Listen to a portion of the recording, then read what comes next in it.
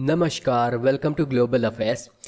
आज के टाइम पे ईरान ने कुछ ऐसा कर दिखाया जिससे इजराइल पूरी तरीके से एक्सपोज हो सकता है। इजराइल के पास न्यूक्लियर वेपन्स है, ये बात सभी को पता है, लेकिन ऑफिशियली इसको कोई नहीं मानता। मैं यहाँ पे आपको एक विकिपीडिया का लिस्ट दिखाना चाहूंगा। सबसे ज्यादा न्यूक्लियर वेपन हम सभी को पता है कि रशिया के पास है, उसके बाद में यूनाइटेड स्टेट्स, इसी लिस्ट में है अपना इंडिया। उसके साथ साथ इंटरेस्टिंगली आपको देखने को मिलेगा यहाँ पे इजराइल भी। हालांकि कोई भी ऑफिशियली इसको मानता नहीं है, लेकिन ये बात सच है कि इजराइल के पास न्यूक्लियर वेपन्स है।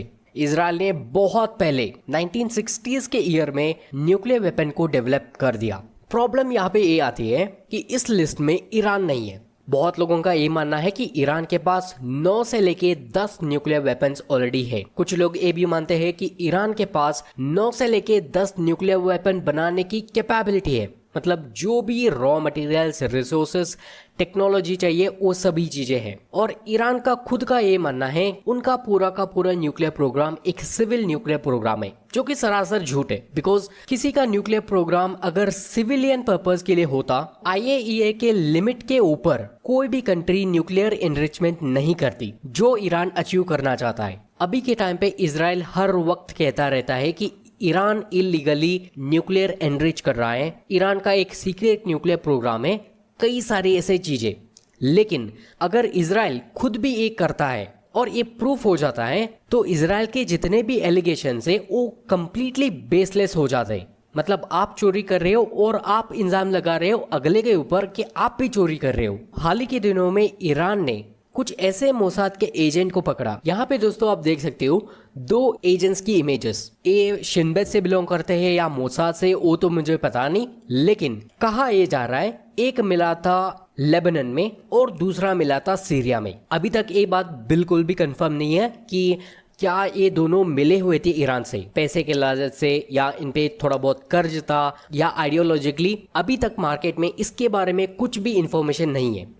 लेकिन ये बात बिल्कुल सच है कि इनके पास कुछ ऐसे सीक्रेट डॉक्यूमेंट थे जो इजराइल की न्यूक्लियर प्रोग्राम को एक्सपोज करने के लिए बहुत ज्यादा काफी है। 2-3 दिन से आप सुनते ही जा रहे होंगे ईरान ने कुछ ऐसा कर दिखाया कि सीक्रेट डॉक्यूमेंट मिल गए।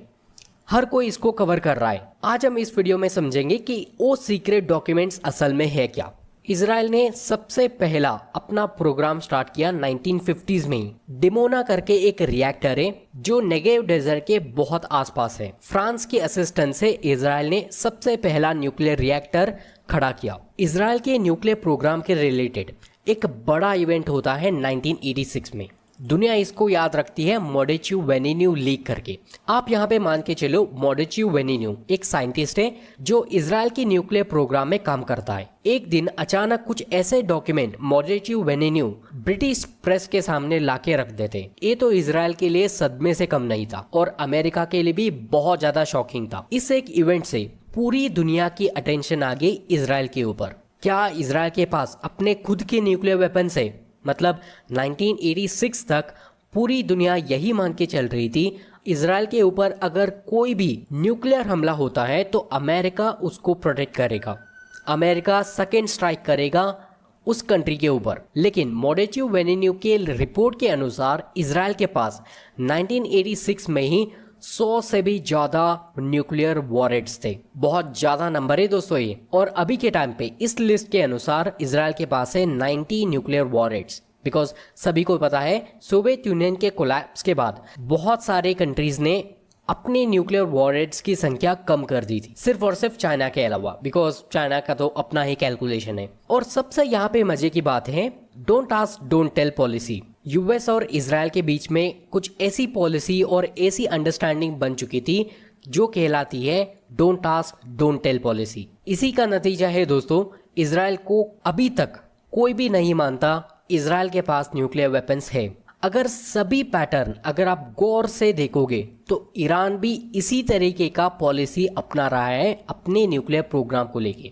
फॉर एग्जाम्पल ओरिजिन आप पकड़ के चलो, ईरान अभी भी बोल रहा है कि अपना न्यूक्लियर प्रोग्राम सिविलियन पर्पस के लिए है, जिस तरीके से इजराइल ने बोला था। जब बात आती है डॉक्यूमेंट लीक्स की, तो IAEA का और कई सारे इंटरनेशनल बॉडीज का ये मानना है कि ईरान के पास हद से ज्यादा एनरिच किया हुआ यूरेनियम है जो किसी काम नहीं है सिविलियन पॉइंट ऑफ व्यू। इसका सीधा सीधा मकसद है बम बनाना। एंड जो एक अंडरस्टैंडिंग इजराइल और यूएस के बीच में था ना, उसी तरह का अंडरस्टैंडिंग 2025 में हमें देखने को मिलेगा ईरान, रशिया और चाइना के बीच में। Don't ask don't tell policy.